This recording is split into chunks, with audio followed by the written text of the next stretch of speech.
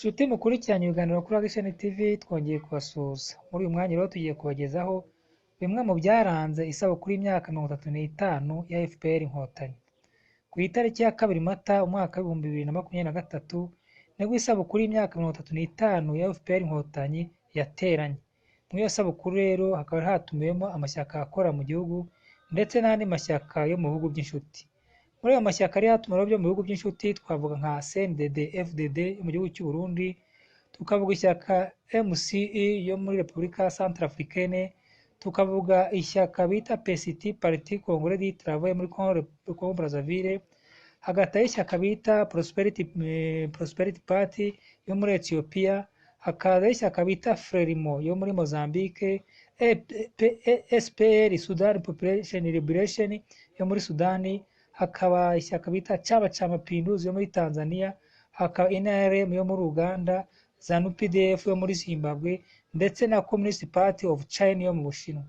Ubwo rero murumva ko amashyaka yo mu bihugu byo hanze nayo yari yatumiwe rwose yaragejeje kwitabira. Hanyuma tutibagiwe ko nyine twababwiye ko hari andi mashyaka yo mu gihugu yari yitabiriye, harimo PL, habamo IDPR, hakabamo PDI, hakabamo PSD, hakabamo PDC, hakabamo PCR, hakabamo PSP, hakabamo PS Imberakuri, hakabamo Green Party ndetse n'ishyaka FPR nyirizina ariyo nyine yari yatumije iyo kongere. Murumva ko muri rusange rero hari hateraniye amashyaka 20. Mu gutangiza rero iyo kongere y'imyaka 35 ya FPR Inkotanyi, nyakubahwa Perezida Paul Kagame yatangiye nyine ashimira umuhate n'umurava ku bantu bari batumiye iyo nama, ndetse anashimira n'inama andi mashyaka nyine y'ibihugu by'inshuti zari zajya kwifatanya n'ishyaka FPR Inkotanyi.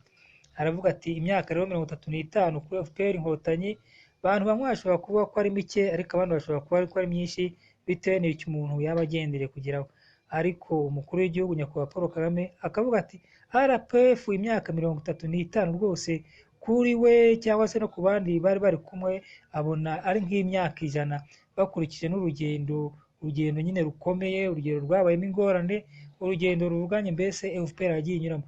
Ati kuva iyo kure mu bukoloni kuzarenda kugeza uyu munsi, kandi ibibazo nyine FPR ikigenda ihangana nabyo umunsi ku munsi.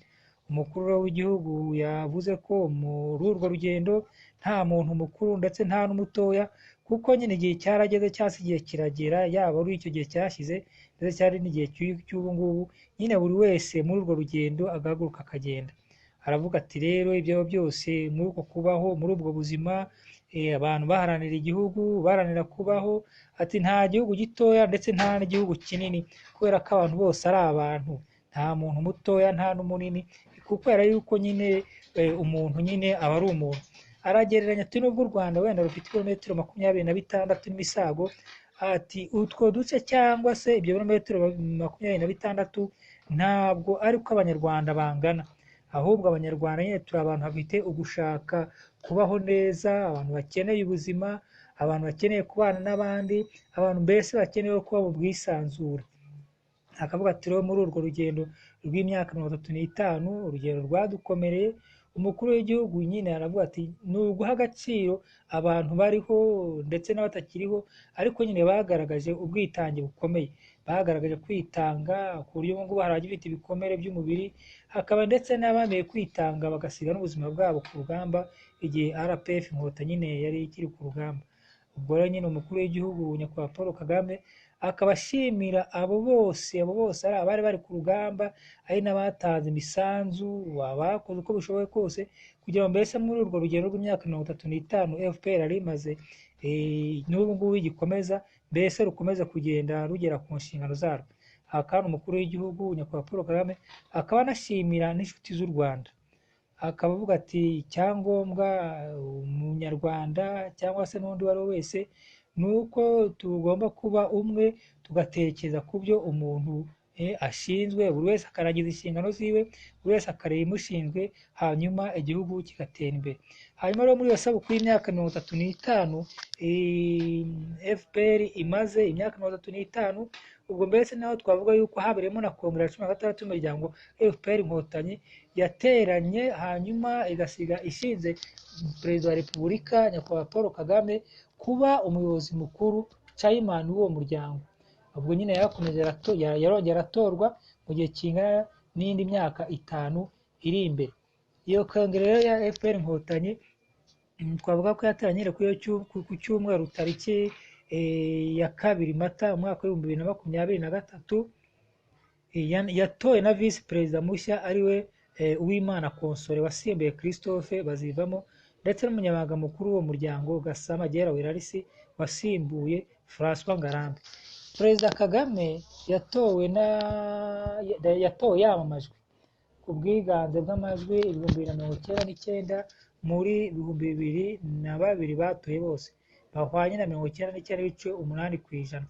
Akaba yari ahatanye na Sheikh Abdul Karim Harerimana watowe n'abantu 3 bahwanye na 0.2%.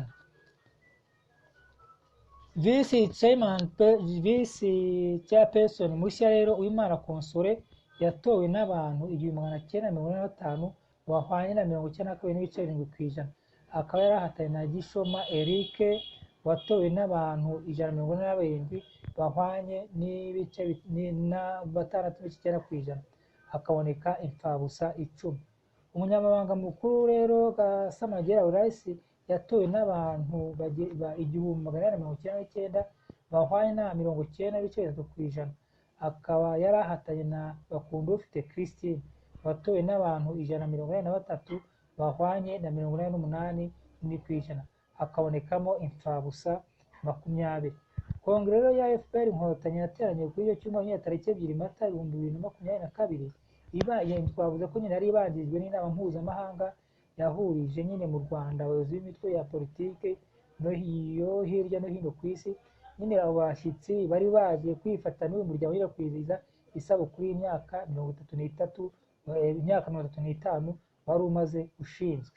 Ubwo rero murumva yuko umuryango wa FPR Inkotanyi mu myaka 35 wari umaze ushinzwe wagerageje nyine kwifatanya n'andi mashyaka yo mu bihugu by'inshuti, yagiye kwifatanya n'andi mashyaka kandi uko nyine FPR Inkotanyi muri politike yayo idaheza, nako nyine batumye n'andi mashyaka yo mu gihugu yose uko ari 10 kugira ngo nyine baze basangire ibyo byiza, bungurana ibitekerezo, barebe uko nyine bakomeza guteza igihugu cyacu imbere. Icyo rero nababwira muri rusange nuko iyo kongere nyine yateranye igasiga nyine ihaye n'inshingano umukuru w'igihugu cyo kongera gukomeza kuba chairman mu yindi myaka 5, hanyuma bagatora nyine na chairperson wa FPR Inkotanyi nyine ariwe Madamu Uwimana Console, hanyuma bagatora umunyamabanga mukuru ariwe Gasamagera Wirarisi. Urumva ko ibyo byose iyo nama yagenze neza, yabaye mu ituze. Abashyitsi bese bagiye banashima ibyo u Rwanda rwagezeho, abagiye bafata ijambo bose bashimye imitegekere myiza igenga ishyaka FPR, ishyaka ridaheza, ishyaka rishaka gufatanya n'andi mashyaka yo mu gihugu, ishyaka ndetse rifatanya n'andi mashyaka yo mu bindi bihugu byo hanze kugira ngo nyine icyo umuntu afite yakwigira ku wundi akigireho. Ubwo ni muri urwo rwego nyine iyo kongere yari yabaye ikaba yarangiye mu ituze n'umudendezo, abantu bose bashima nyine ibyo FPR Inkotanyi yakoze. Dukomeze rero kugira umunsi mwiza, tuzadukora nyine tugende tubakurikiranira umunsi ku munsi uko n'ubundi ibintu bizajya bikomeza kugenda mu muryango wacu FPR Inkotanyi.